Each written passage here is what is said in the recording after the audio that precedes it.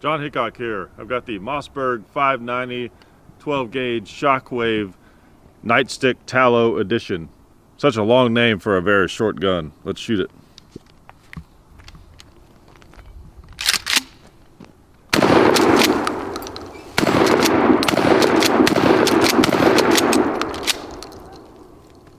All right, pretty sweet little shotgun.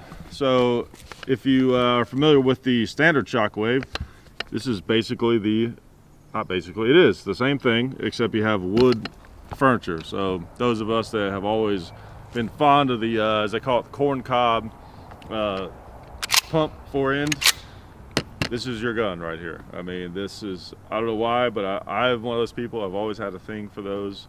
I guess too many 80s action movies or something like that. And there's something very appealing about this. It's actually probably a little bit of a disadvantage over the standard Shockwave, which is why so many firearms went away from wood, because, you know, wood splits, cracks, warps, and, you know, does all these things that polymer doesn't do. Polymer is actually more durable. But it's good enough, you know, for what most people are gonna do with it, and it looks really cool. And come on, that matters a little bit. Let's be honest. All right, let's shoot it again. Now typical Shockwave, they're a little bit difficult to hit with, but you know, close range, it'll for the most part do the job. Let's start out with some bird shot here.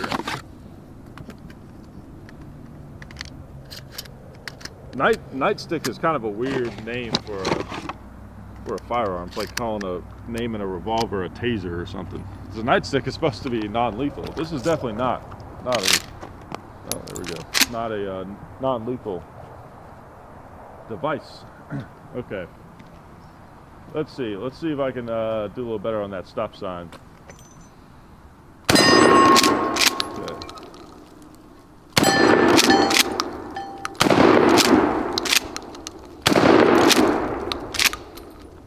We got the orange 2-liter. So as you should know, if you're not completely brand new to firearms, even though it does have a 14-inch barrel, which is relatively short, you still have to aim it. You have to aim this thing. You've got the bead sight. So I mean, to really put them exactly where you want, you got to kind of hold the thing up and really look down, you know, this kind of rib up here, to really get it on target and everything. But if you shoot it a lot and kind of get the feel for it, it's not too bad to kind of, you could, you know, shoot it from the hip or whatever you had to do, especially at close range. But don't think just because it has a short barrel that you're just gonna kind of point and just hit anything you want. It's really not how it works. Now, of course, do a little more bird shot, and then we'll move on to some bigger stuff. Now, of course, again, if you're new to the Shockwave, this is technically not a shotgun. It's an other, you know, it's this weird loophole in a law that shouldn't exist in the first place. So ideally, for something this short, I mean, you'd want some kind of folding stock or something like that, but you don't really get to have that in the United States without going through the NFA process. So the appeal of this is that it allows you to have a pretty small package. And something else I'll reiterate that I know we've talked about over the years about these guns, the big complaint with these is that, so to get the overall length, you have to have this, what they call the bird's head grip, right, that comes out long like this.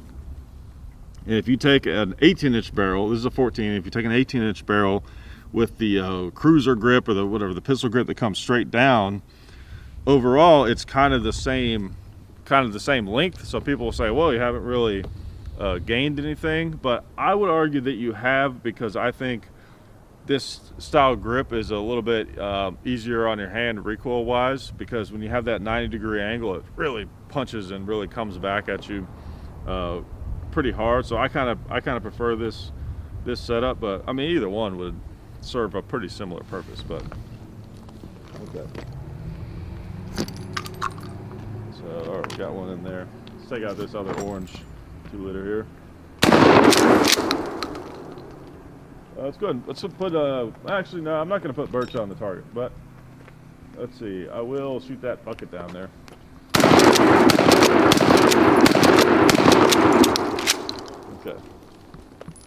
And this did come with the sissy strap, as I call it. It comes with a leather one on this one. It looks nice and classy with the wood and everything. But I always take those off, which I would not. Will not recommend that you do. That make your own decision. But I'm not really. I don't really feel like I need it on there, so I'll take it off. Okay. Let's do. What do we got here? What is this? We got double-aught buck, standard 9 pellet double-aught buck. Some of that in there. So this is going to have a little more punch.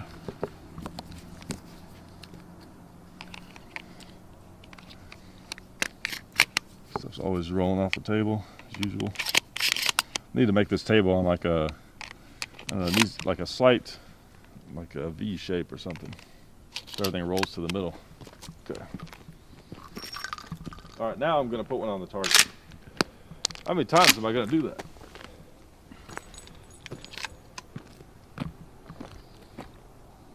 Okay, I'm going to really try to aim this one.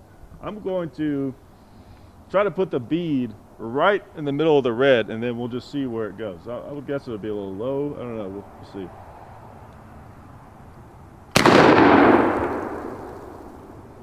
Yeah, high, I guess. Yeah, I guess that over on the right, that's the wad over there. Okay, I still got the pots, the little pot smoking. Try to, at least. Alright, like I said, it's tough to shoot. But with double-aught buck, as you saw on the paper target there, I mean, it's a tiny little thing, so it's like you're shooting a big bullet, basically. So we'll try it again.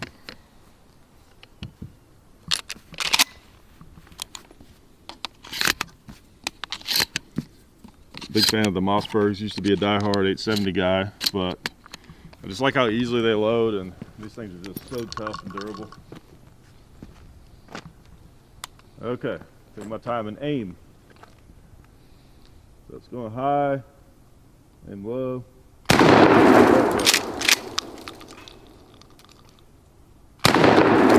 Yeah, see, again, that's the big trade-off of something like this. I mean, you can hit about anything you want, but it may take a little more time than you want to. I've thought before, I'm not a big laser sight guy, but I thought, something like that might help on one of these, especially a big bright green laser, maybe.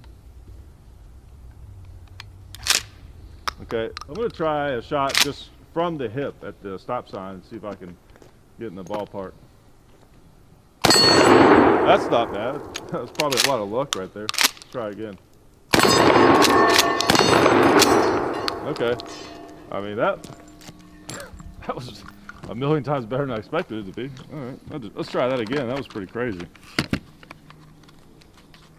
Let's try it on the tombstone and the cowboy. See how that goes.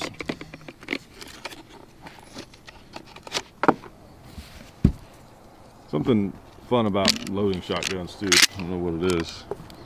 Just big old rounds, slinging them in there. Again, the Mossberg not having that little gate in the way. It's nice. Okay. From the hip at the tombstone. You have to just use the force on this one. Okay. Saw it went high. Okay, let's try the cowboy. Okay. And that was almost twice as far, but still better than I would have expected. Okay, what do we got here? Let's try some, let's just do birdshot on the 2 liters. A little easier to hit. And you might notice this gun's a little dinged up because I use this thing. So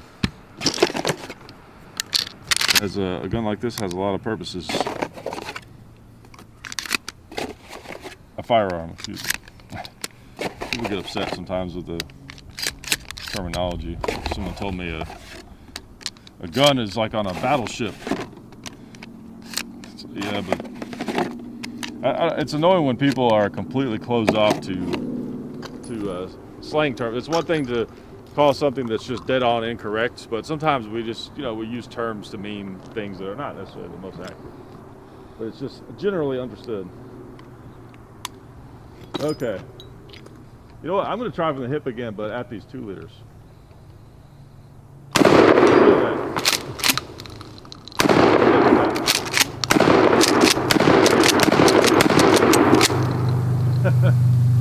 That's a fountain right there. That's pretty cool. All right, there you go. The Mossberg 590 12 gauge Nightstick tallow edition. You know, it's pretty neat. I think it's better looking than the standard Shockwave. Do you gain anything with the wood other than strictly the looks? Not really, I don't think. It does feel pretty nice, you know, smooth finished wood. The grip is a little bit more slippery than, you know, with the standard one. So there's really no advantage other than just it looks cool. But that to me is pretty neat advantage. I don't know, because it's not a huge trade-off or something like that. You know, I'm not one to completely disregard practicality over looks, but depending on what I'm using it for, you know, it might matter to me a little bit. So there you go. Hope you enjoyed that. Neat little gun, a cool addition to the Shockwave lineup, and hope you guys enjoyed that, and I'll see you next time. Tired. It's a long walk from where I had to shoot that. Oh man.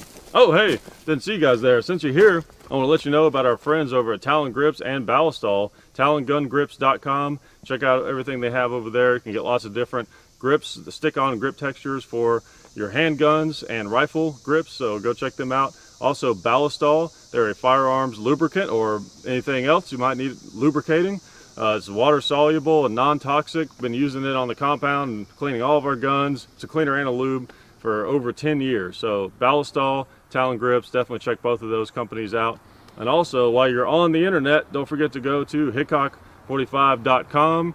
You can also find us on Facebook, Hickok45, Twitter, Hickok45, Instagram, The Real Hickok45, and also I have an Instagram page where I post behind the scenes stuff and different things like that. John, JOHN _HICKOK 45 on Instagram. And the next thing you have to do is watch more videos.